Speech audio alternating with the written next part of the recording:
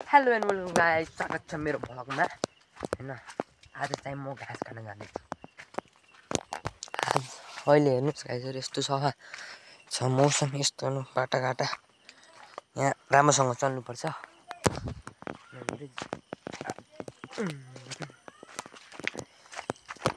त्यही छ गाइसहरु, हजुरलाई मैले भ्लग देखाउँछु यही हुँदीको। टाढा टाढा त जान पाइएन, उता पानी आउला जस्तो गरेछ। म चाहिँ एउटा घाँस काटेर बस्नु भनेको, घाँस लिएर आउँछु, त्यसपछि उम्किन्छ मेरो काम भने उम्किन्छ। त्यसमा मैले घाँस लिएर आउँछु, मेरो काम उम्किन्छ। गाईको पानी नआउँदै घाँस लिएर आउनुपर्ने हुन्छ। हेर्नुहोस् गाईहरू बादल लागेको चाहिँ देख्न सक्नुहुन्छ, पानी आउला जस्तो गरेको छ। पानी नआउँदै एक भारी घाँस काटेर ल्याएर बस्छु म। यहाँ झुडी भएछ। पहिलाको जमाना कति दुःख गरेर बनाउँथे घर, अहिले हेर्नुहोस् गाइस यस्तो भत्केर गयो, यस्तो चर्केर यस्तो भयो। पहिलाका बुढापाकाहरूले कति मेहनत गरेर बनाउँछन्।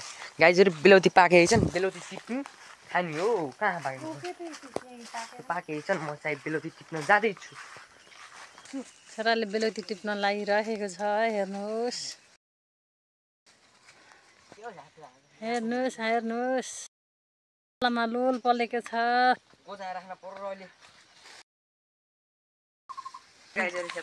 यत्रा बेलौती टिपेको छैन, यिनलाई अब हामीले खानु पर्यो बेलौती बाटी आज होइन। हेर्नुहोस् मम्मी खानु, एउटा तपाईँले नि खानु पर्छ, मैले नि खान्छु। गाउँ गएर बेलौती लोकल मिठो हुन्छ होइन।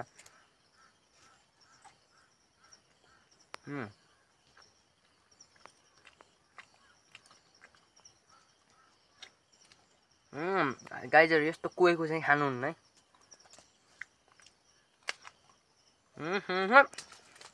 गतिलो हुन्छ, यो छ गतिलो।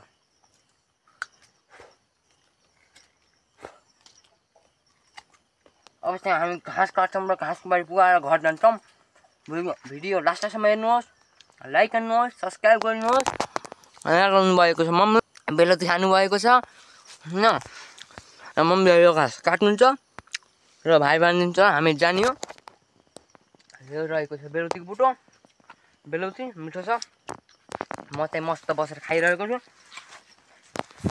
अनि बेलौती खाउँ, अनि खाइन्छ गइन्छ होइन। पानी नआउँदै घाँसको बारी काट्ने भनेको मम्मीले झाप झाप काट्नुहुन्छ। हामी घाँसको बारी बोकेर गइन्छ, मैले पनि काट्छु र चिप्चिरो हुन्छ। त्यसपछि हामी घर गइने हो। पानी नआउँदै घाँसलाई पुगाउने भनेको बेलौती देखेर टिप्न थाल्यो, त्यस कारण हल्का बेर भएको छ। तर पनि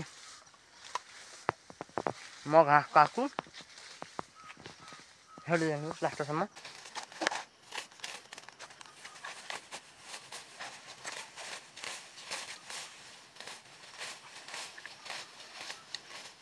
गाईजहरू एउटा मुठो पुगिसक्यो, भारी पुग्न थालिसक्यो होइन। अब मम्मीले बाँधिदिन्छ र हामी जान्छौँ घरतिर होइन। दुईवटा मुठा पुग्यो, त्यसपछि गइन्छ। हेर्नुहोस् गाई चाहिँ उताबाट अँधेर रहेछ, पानी आउन सक्छ क्या। त्यस कारण हामी छिटो भारी पुगाएर छिटो जानुपर्छ। बादल लागिसक्यो, अँधेरिन थालिसक्यो। हेर्नुहोस् गाईजहरू, भ्यू चाहिँ दामी देखिएको छ। बादल लाइभ आउँदिनुहुन्छ, मुठो पार्दिनँ। मैले चाहिँ मुठो पार्न जान्दिनँ, जाने यहाँ त पारिहाल्दै। मम्मीले मुठो पार्नुहुन्छ र हामी घाँसको बारी बोकेर जान्छौँ, किनकि उताबाट पानीले आउन खोजेछ। घाँसको बारी पुगिसक्यो र मलाई बाख्रालाई नि घाँसको बारी पुगिसक्यो। अब हामी जान्छौँ, पानी पनि आउँदैछ, हामी पनि जाँदैछौँ। गाईजहरू हेर्नुहोस्, बेलौती नि खाइयो, घाँसको बारी बोकिन्छ, त्यसपछि हिँडिन्छ होइन। मम्मीले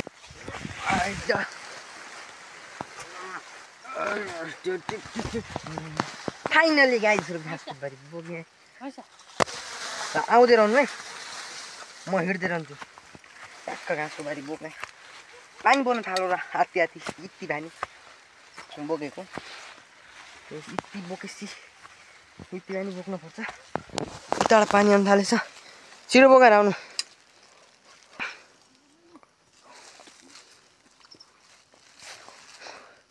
लाउनु मम्मी पनि आउनु। यस्तो चाहिँ तुल्का बारी सुन्छ त बारी पानी क्या छिटा पर्न थाल्यो नि मम्मी, छिटा आउनु। ट्याक्क घाँसको बारी बोक्नु। त्यहाँ चाहिँ म बाटो आइसकेँ। हेर्नु सक्नुहुन्छ यहाँ यसको फुलको नाम थाहा भएन, हामीले देखेको छ फुल। ट्याक्क हाम्रो गाउँघरको बाटोघाटो यस्तै हो, खत्तम बनाएको छ। म चाहिँ घर पुगिसक्नु थालेको छु। म घर त्यति माथि र त्यसपछि म घर पुगिहाल्छु। हेर्दै जानुहोस् मच्छीलाई टोकेर साला पारेर अब मच्छी धेरै हुन्छ थाहा छ होला होइन।